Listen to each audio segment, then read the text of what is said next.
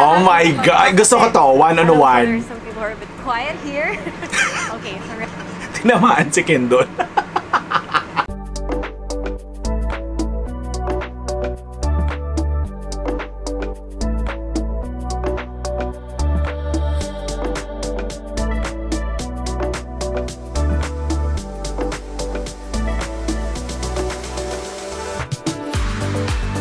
Hello mga Kaps and hello mga kasisi! Welcome back to my channel and welcome back to Danny_Official, ang bakang tatalakan si Chika para sa SB19. Ito na, SB19 on their latest Edam Plays Simula at Wakas Memory Game exclusive by Mix. So yun ang gawin natin Chika for today. And syempre kung bago pa lang sa aking channel, please subscribe and hit the notification bell and comment down there. So tignan natin kung anong merong kakulitan, merong ganap dito. So let's go sa go!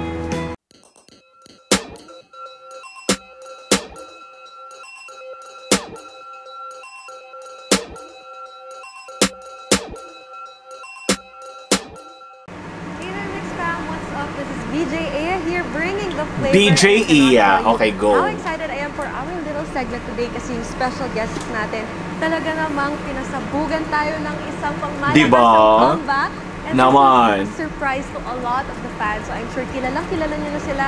They have developed throughout the years as self-made artists. They keep dominating the charts and they have made it internationally, representing Filipino music. Winner! So, welcome to none other than the kings of P-pop, SB19! Yes! Okay. So first of all, I want to say congratulations. So black pang hair dito ni Ken. MV and yung song din, sobrang fresh pa ng lahat. How does it feel? Nakaka-release nyo lang and then now, nakikita nyo na yung buzz ng fans on the internet. Grabe talaga yung still. Kasi parang we are very prepared for this day. Pero hindi talaga may iwasan na minsan matutulalakan na lang na parang, oh, this is really happening. And today, parang... Oh, this is really happening. Oh, go, laban. Parang yung tao, pag-usapan siya, yung traffic sa social media, yun True. Yung gusto natin. And we're very happy na talagang yung fans, yung 18. Sobrang ingay din ng social media, even the casuals, they appreciate everything, the music video, the quality, and the budget. Yeah. The budget. Actually, that's very nice to hear. And one thing I've been seeing, especially on Twitter, na nagulat daw talaga yung mga fans. Kasi it seems like this was a surprise comeback of some sort. Parang bigla na lang, boom, may teaser na, ayan na siya. Then boom, ayan na yung tour nyo agad. So was it planned na i-surprise na sila? Can you tell us a bit more about yung preparation or yung process behind this? Yes, the process is... Siguro po, yun nga, it's yung plan namin for Simula at Wakas is to strike differently. Or yeah, parang gano'n. Kasi from the previous releases, meron kaming parang nasundang flow, may ginawa na kami process na alam na ng fans, sanay na yung fans ganito, mag-release na ganyan, gano'n. Yeah. And for this comeback, parang we want something nang bigla. Sagad na. So let's try something new, let's learn from it. Kung hindi man siya mag-work, hindi natin malalaman hanggang di natin subukan. Yeah. So true. Ngayon po wala kaming scheduler. Even the releases ng announcement namin, it's much earlier than the previous announcements namin, ganyan. So I think it is because then from our learnings sa mga previous namin. Definitely. And I super commend you all for that. Feeling mom. Feeling proud. I commend you all kasi you're Feeling mom. yourselves din. So, you have the liberty to break out of your shell or do something different. And I know it's very hard. Ayun nga, yung music video, kudos talaga, sobrang ganda. Para kayong gumawa ng movie, it's really nice. So true, as But one in. thing I'm curious about is, nakikita niyo ba yung mga theories ng fans niyo online? Ang hirap maging 18 ha, parang kailangan laging may entry, laging matalino dapat. I know that. Nakikita niyo ba? Tapos may nakita ba kayong tumama sa mga theory na online? Marami-rami din. Kasi ano naman Talino talaga sila. parang ino-open naman namin yung floor for open interpretation. So, Yeah. kung ano yung nakikisip ba, creative nga siya. So, Yes. you should do it, or you should think creatively. So, That's true. kung ano yung nakifeel nila. It let everyone feel creative. Yes. And for us naman, syempre, meron tama talaga na for the creator. Yeah. Which is yun nga, so, kami. Pero pwede naman nila, yun nga, pwede nilang bigyan ng sarili nila mga meetings. So, and ang dami namin nakita na halos close na dun sa Really? And marami rin tumama. Ayun. Pero So, syempre yung overall, Yun, medyo kailangan talaga na, siguro, parang kilala mo kami. That's true naman. Kasi even, like for example, for me, when you first watch the video, hindi mo naman talaga makukuha agad if you're a casual listener. Pero sobrang sarap yung panoorin for someone who's a casual listener. And then, wala kang idea. So, it's up to you. So, nagiging creative talaga yung fans because of that. Yung nakakatawa nga dito. If you're an outsider, diba, parang yung mga usual na Sige. Ano ba mga lyrics nila? Mga sense. Sige. Kuwari lang, from outside perspective. Sinasabi niya. May mga ganun diba, na parang akala nila parang ganun lang siya kababa or may marahil or may sabi. Pero kilala mo kami or history na malalaman mo bakit yun. Kasi everything happens for us. Definitely, ang galing naman. Even you're and Second ba rito nagkape? So talagang, you can have the freedom to do if you want mema, if you want it to open your interpretation.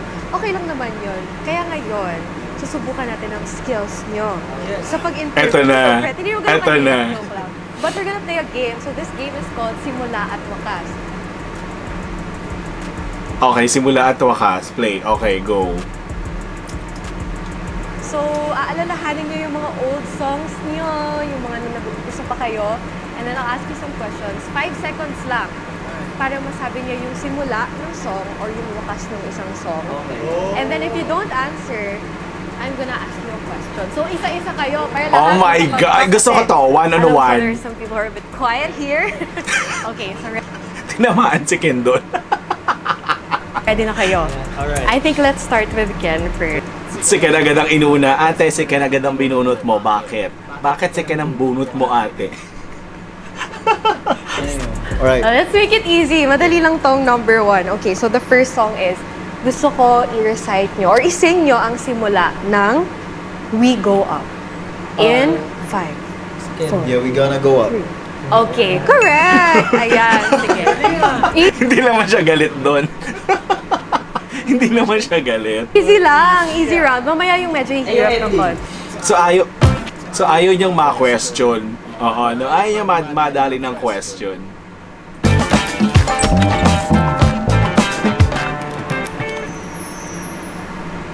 Boost your mobile game's revenue with rewarded ads. Unlike regular ads, rewarded ads are a part of the game. They're not. Tapos na ako. Tapos Yung na ako. second verse, third line, kaya nyo yun. Kami lang. Okay, next. Si Justin naman. Alright. Wakas ng mapa. 5, 4. Akong naman, Okay, go. Ako naman. Wala. ako na! Wala na. Out na. Ako na!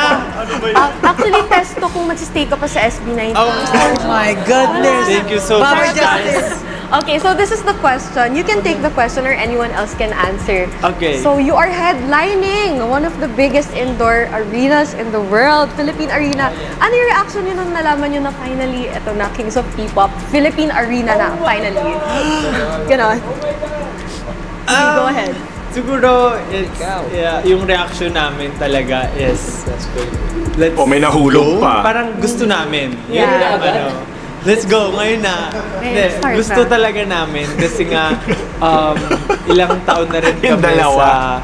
sa industry and we've been performing a lot of times. Yeah. So parang, again, paano namin ihigitan yung sagad na. So we really need to push with the bigger Yeah. venue to really measure and kumbaga celebration din siguro for us na gawin natin to with a bigger arena kasi yung etong Simula at Wakas, deserve niya yung marinig ng mas maraming tao, mas ma-experience siya ng sabay-sabay with so many people.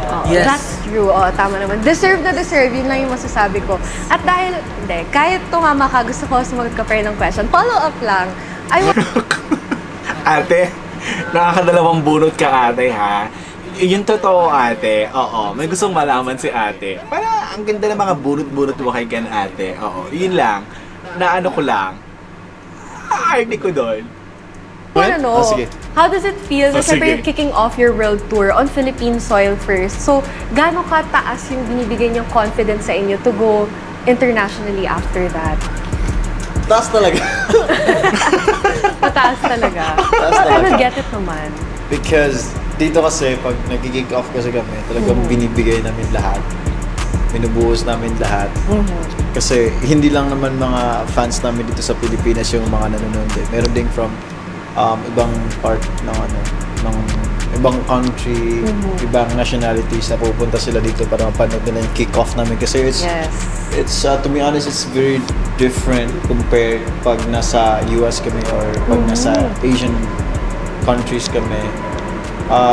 Dito talaga, pag nag-concert kami dito talaga, binibigyan ng lahat. So, Tama naman. Kaya mahal naman kayo ng confident kayo pag fans niyo. pumunta kami sa ibang lugar din. Kasi, That's great. ganito din yung level ng concert na dinadala natin. So, Tsaka kayo na yan, Diyos ko naman, hindi naman kayo magte-trend for nothing. So, deserve niyo yan. Okay, ikaw naman. It's your turn. Eto, Si Josh na, madali si lang Josh. din to. Simula ng gento.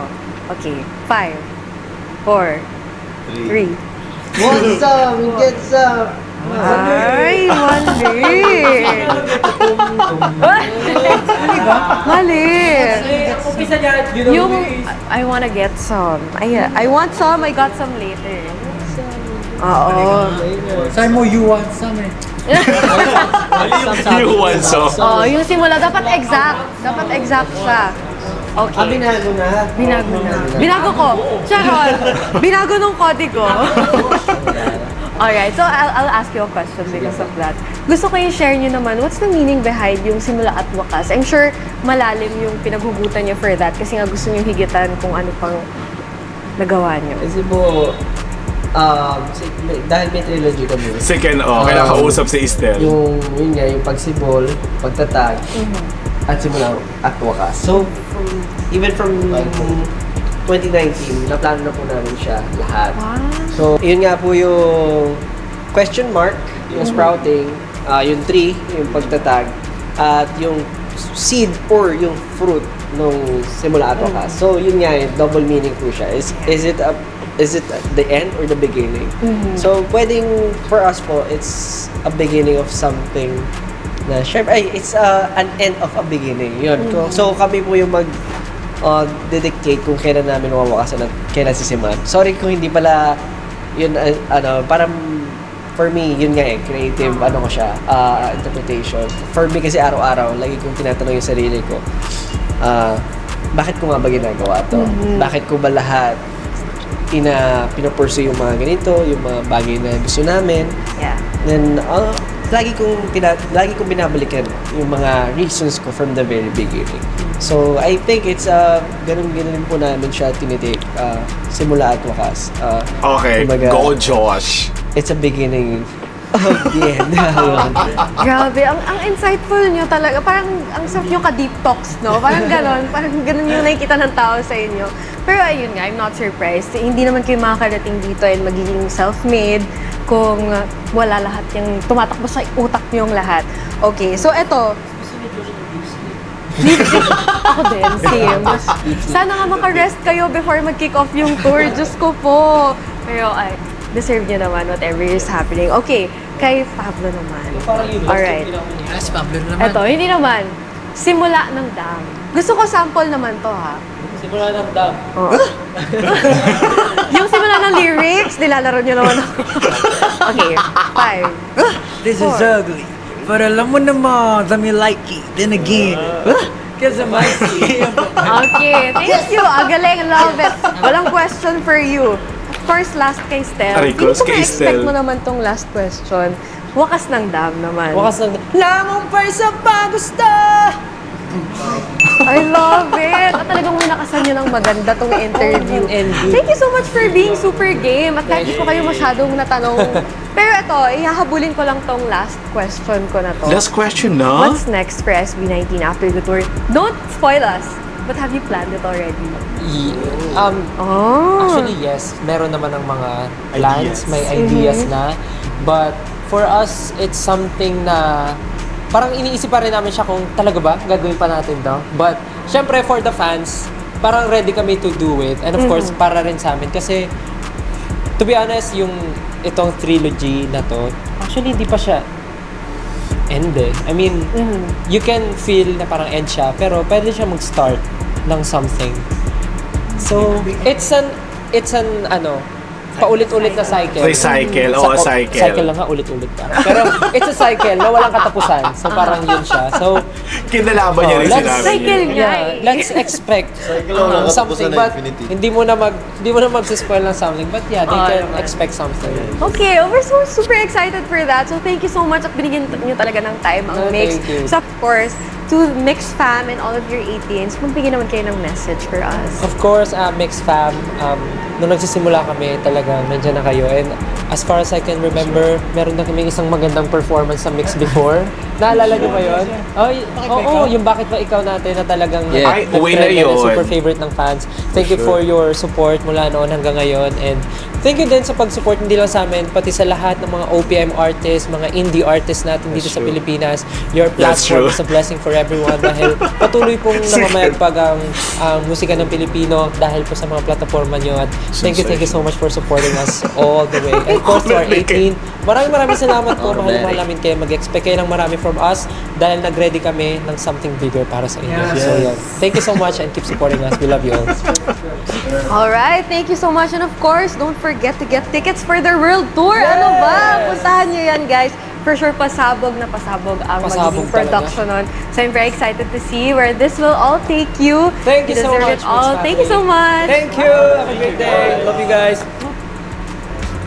Okay, ini yung seryosong may harot na talagang bunod si Ken ng bonggang-bongga. Aliw ako doon, sa sinabi ni ate. But anyway, nakakaaliw at nakakatawa. So see you sa mga concert kung saan tayo aabot dyan. And thank you so much for watching mga kaps at mga kasisiw. Bye!